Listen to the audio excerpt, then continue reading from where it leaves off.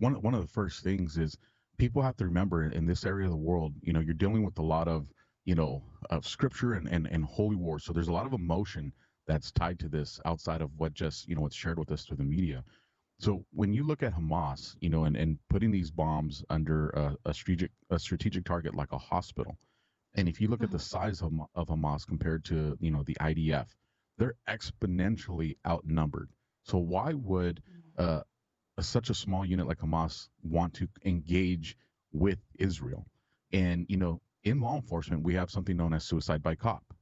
And when you look at what's going on here, I keep getting more revelations of this, especially after getting some of the intel you've shared, is when Hamas went and did what it did against Israel, killing 1,400 people and the horrible atrocities and the way it did it, and then collected, over 200, hostages. Israel is going to react a certain way because it's the biggest attack they've had, on their country for many decades. Which means that when Israel does that attack and it drops the bombs that we see the narrative that media has put, it's carpet bombing. So many civilians are injured and babies are injured. What that does is now you get the Middle Eastern countries that surround Israel to now get emotionally engaged into this conflict. And then what happens with that? Now you got America, Israel's biggest ally, that pulls us in.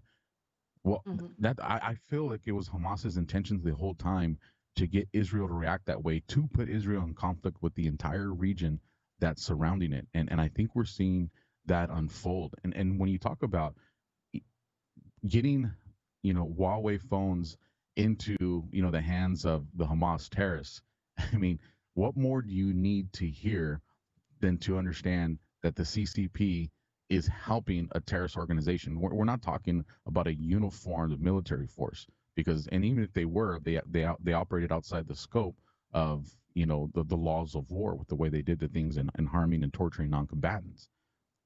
And then on top of that, you have the information and the intel that they were going to go and destroy evidence in the guise of humanitarian aid. And as soon as we started to see these convoys line up at the Egyptian and the border with Gaza, the first thing that I said is, before any of that humanitarian aid, quote unquote humanitarian aid, gets into Gaza, Israel needs to have complete control of the southern area of Gaza and go through and vet every vehicle, every box that comes through there, because I already knew, no, there's plans there, and based off your intel, now we understand why.